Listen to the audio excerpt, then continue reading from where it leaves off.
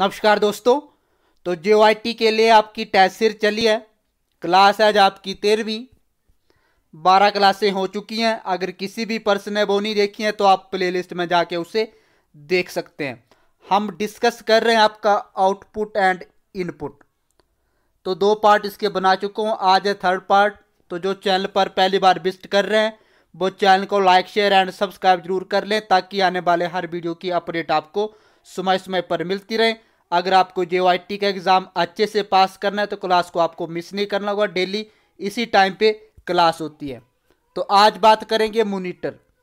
तो ये आपका एक आउटपुट डिवाइस है जो चित्र या प्रोसेस इनपुट के रिजल्ट को स्क्रीन पर प्रदर्शित करता है। आपका मॉनिटर ये कंप्यूटर तथा यूजर के बीच संबंध स्थापित करता है। मॉनिटर की गुणवत्ता की पहचान डॉट पिच, रिजोल्यूशन और रिफ्रेश रेट से किया जाता है। कंप्यूटर की समस्त सूचनाएं देखने के लिए इस डिवाइस का प्रयोग किया जाता है मॉनिटर का। इसे वीडियो भी कहते हैं। अगर आपको एग्जाम में फुल फॉर्म पूछी जाए तो विजुअल डिस्प्ले यूनिट भी कहा जाता है CPU को। नेक्स्ट है, इसके डिस्प्ले आकार को डायगोनली मापा जाता है। मॉनिटर का रिजोल्यूशन जितना अधिक हो पिक्सल उतने ही अधिक होंगे। अब बात करते हैं मॉनिटर को 2 पार्टों में भी बांटा गया है। पहला पार्ट है CRT मॉनिटर। ये मॉनिटर उसी सिद्धांत पर कार्य करता है जिन पर टीवी करता है। इसमें एक कैथोड रे ट्यूब रहता है जिसे इलेक्ट्रॉन गन लगा होता है, जिसके द्वारा प्राप्त इलेक्ट्रॉन बीम को परावर्तित कर चित्र बनाया जाता है, अर्थात स्क्रीन पर डिस्प्ले प्राप्त होता है। CRT स्क्रीन थोड़ी मुड़ी होती है। मॉनिटर पर चित्र छोटे छोटे बिंदुओं से मिलकर बना है जिसे पिक्सल कहते हैं। नेक्स्ट है TFT मॉनिटर। ये एक सीधा स्क्रीन होता है जो हल्का तथा पतला होता है तथा कम जगह घेरता है। CRT मॉनिटर से अपेक्षाकृत महंगा होता है। तो ये आपका जो मॉनिटर है ये काफ़ी महंगा है। अब बात करते हैं प्रिंटर। तो प्रिंटर आपका एक आउटपुट डिवाइस है जिसके द्वारा प्रिंटेड कॉपियां हार्ड कॉपी कागज पर प्राप्त कर सकते हैं। इसका उपयोग स्थायी दस्तावेज तैयार करने के लिए किया जाता है। तो प्रिंटर को भी आपको 3 पार्टों में बांटा गया है। पहला था आपका करैक्टर प्रिंटर। तो जो आपका करैक्टर प्रिंटर होता है ये एक बार में एक करैक्टर प्रिंट करता है। इसे सीरियल प्रिंट भी कहते हैं। करैक्टर प्रिंटर 200 से 450 करैक्टर सेकंड प्रिंट करता है।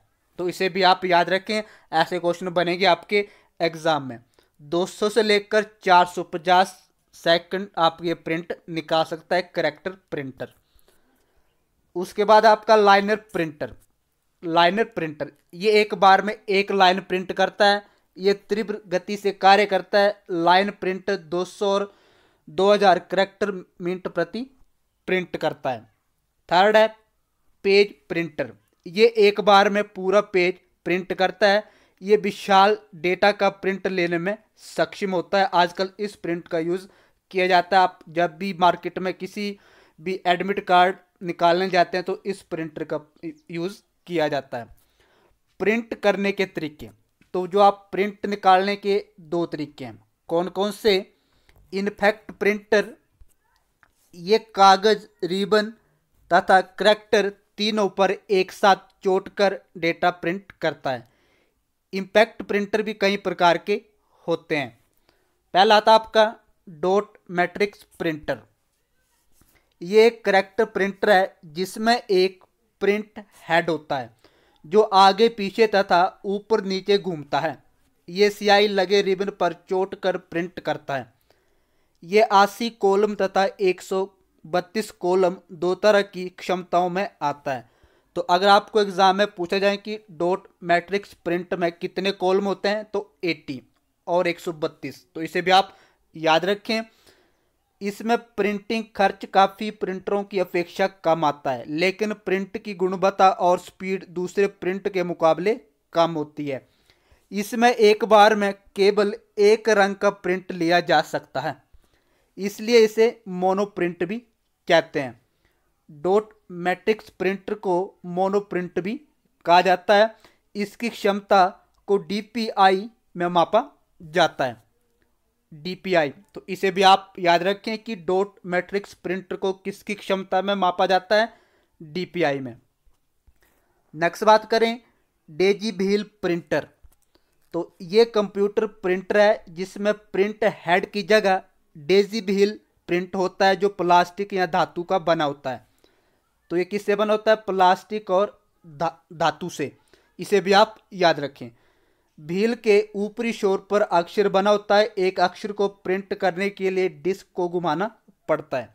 जब तक पेपर तथा अक्षर स्क्रीन पर ना आ जाएं, तब हैमर व्हील पर चोट करता है तथा रिबन को चोट कागज पर एक अक्षर प्रिंट करता है। ग्राफ या चित्र प्रिंट नहीं किया जा सकता है। ये शोर वाला तथा धीमी छपाई करता है डेजी व्हील प्रिंटर। नेक्स्ट है नॉन इफेक्ट प्रिंटर।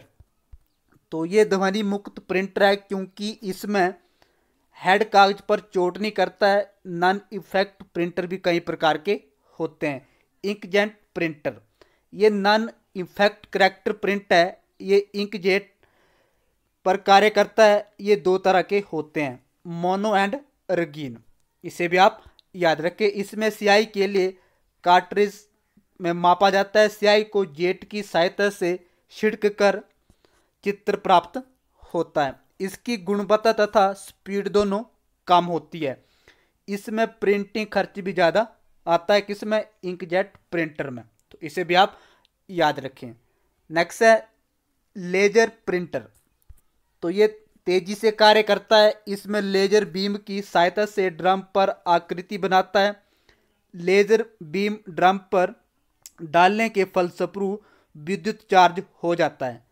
तब ड्रम को टोनर में लुढ़काया जाता है, जिससे टोनर ड्रम के चार्ज भागों में लग जाता है, जिसे ताप तथा दबाव के संयोजन से कागज पर स्थानांतरित कर दिया जाता है, जिससे प्रिंट प्राप्त होता है। यह थर्मल तकनीक पर कार्य करता है। किस पर कार्य करता है, थर्मल तकनीक पर। यह भी आपके दो प्रकार के होते हैं, मोनो और रंगीन। इसकी गुणवत्ता और स्पीड दोनों बाकी प्रिंटरों की तुलना में काफ़ी से बेहतर होती है। नेक्स्ट है आपका थर्मल प्रिंटर। इसमें थर्मोक्रोमिक कागज का प्रयोग किया जाता है। किसका, थर्मोक्रोमिक। किसमें, थर्मल प्रिंटर में थर्मोक्रोमिक कागज का उपयोग किया जाता है। जब कागज थर्मल प्रिंट हेड से गुजरता है तो कागज के ऊपर स्थित लेप उस जगह काला हो जाता है। जैसे आपको यहाँ पे दिखाई दे रहा है, ये काला हो चुका है। जब भी यहाँ से आप प्रिंट करते हैं तो इसका ऊपरी भाग काला हो जाता है। जहाँ ये गर्म होता है तथा प्रिंट प्राप्त होता है। ये डॉट मैट्रिक्स प्रिंटर की तुलना में तीव्र तथा ध्वनि रहित होता है। इसमें प्रिंट की गुणवत्ता अच्छी होती है। अब बात करते हैं स्पीकर। तो स्पीकर भी आपका एक इनपुट डिवाइस है जो अक्सर मनोरंजन के लिए उपयोग किया जाता है। तो आपको अपने माइंड में सेट करना होगा कि ये भी आपका एक आउटपुट डिवाइस है। इसके लिए सीपीयू में साउंड कार्ड का होना आवश्यक है। इसका उपयोग प्राय संगीत या किसी तरह की ध्वनि सुनने में किया जाता है। उसके बाद आपका प्लॉटर। तो ये भी आपका एक आउटपुट डिवाइस है जिसका उपयोग ग्राफ प्राप्त करने के लिए मुख्यतः होता है। मुख्यतः इसका उपयोग इंजीनियर, शिक्षित, वास्तुविद, सिटी प्लानर आदि करते हैं। ये ग्राफ तथा रेखा चित्र जैसे आउटपुट प्रदान करते हैं। तो इस तरह का आपका होता है प्लॉटर प्रिंटर। उसके बाद आपका स्क्रीन इमेज प्रोजेक्टर।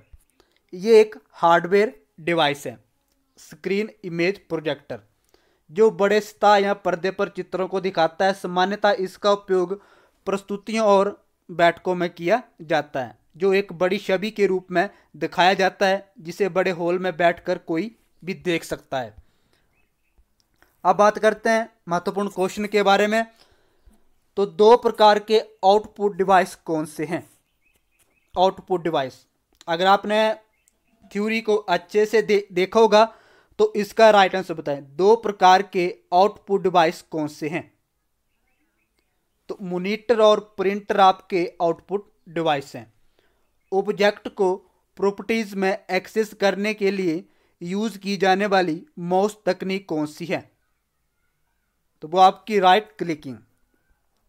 नेक्स्ट है डॉट मैट्रिक्स किस उपकरण की किस्म है? स्कैनर, प्रिंटर, कीबोर्ड, माउस, इनमें से कोई नहीं। तो जो आपका प्रिंटर है वो आपकी डॉट मैट्रिक्स उपकरण की किस्म है। टैब कुंजी की का प्रयोग किसके लिए होता है? अगर आपने थ्योरी को अच्छे से समझा होगा तो जल्दी से इसका सही आंसर बताएं। कर्सर को स्क्रीन पर चलाने के लिए, पैराग्राफ एडिट करने के लिए, कर्सर को स्क्रीन पर नीचे ले जाने के लिए, केवल ए और बी, इनमें से कोई नहीं। तो जो आपकी टैब कुंजी है वो पैराग्राफ एडिट करने के लिए किया जाता है। टेक्स्ट की पंक्ति के क्रम में जाने के लिए कुंजी डैश की दबाएं। तो कौन सी कुंजी दबाई जाती है उस टाइम? तो वो होम। इसे भी आप याद रखें। डैश और डैश सर्वाधिक सामान्य इनपुट डिवाइस हैं। तो इसमें से आपको ये बताना है कि सबसे यूज किस डिवाइस का किया जाता है, इनपुट डिवाइस। तो वो किया जाता है कीबोर्ड एंड माउस का। नेक्स्ट है कंप्यूटर की समस्त सूचना या आउटपुट देखने के लिए किस डिवाइस का प्रयोग किया जाता है?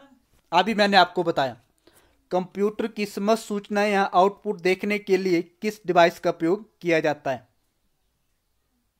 तो इसका जो राइट आंसर हो जाएगा मॉनिटर।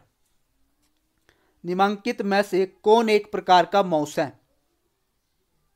तो वो आपका optical mechanical. B option is right. Keyboard में फंक्शन की संख्या कितनी है? कीबोर्ड में फंक्शन की संख्या कितनी है? थ्योरी में आपको विस्तार से बताया, तभी मैंने थ्योरी स्टार्ट की थी। तो इसका जो राइट आंसर हो जाएगा 15 आपकी फंक्शन की संख्या है, सॉरी 12। नेक्स्ट है डैश में प्रिंटिंग हेड और कागज का संपर्क होता है। तो इसका जो राइट आंसर हो जाएगा इंफेक्ट प्रिंटर में। नेक्स्ट है किस प्रिंटर द्वारा एक स्ट्रोक में एक अक्षर प्रिंटर होता है? तो ऐसा कौन सा प्रिंट है जिसके द्वारा एक स्ट्रोक में ओनली एक अक्षर प्रिंट होता है? तो इसका जो राइट आंसर हो जाएगा जो आपका डॉट मैट्रिक्स प्रिंटर है उसमें एक स्ट्रोक में एक अक्षर प्रिंट होता है। इनमें से कौन इनपुट डिवाइस नहीं है? तो 12 का जो आपका राइट आंसर हो जाएगा मॉनिटर, आपका इनपुट डिवाइस नहीं है। कंप्यूटर में कीबोर्ड का क्या काम होता है? जो आपकी कंप्यूटर में कीबोर्ड है उसका क्या काम होता है? छापना, टाइप करना, इनपुट करना, उपरोक्त सभी, इनमें से कोई नहीं। तो इसका जो काम होता है वो होता है आपका इनपुट करना। नेक्स्ट है कीबोर्ड किस प्रकार का डिवाइस है? आउटपुट, इनपुट, दोनों, डिवाइस नहीं, आउटपुट तथा इनपुट के बीच। तो 14 का जो आपका राइट आंसर जाएगा इनपुट। जो आपका कीबोर्ड है वो आपका इनपुट डिवाइस है। कंप्यूटर कीबोर्ड में ऐप से प्रयोग होने वाले फंक्शन बटनों की संख्या कितनी होती है? 15। तो अभी मैंने आपको बताया 12। नेक्स्ट है निम्न में से कौन उच्चतम गुणवत्ता वाली आउटपुट प्रदान करता है? 16।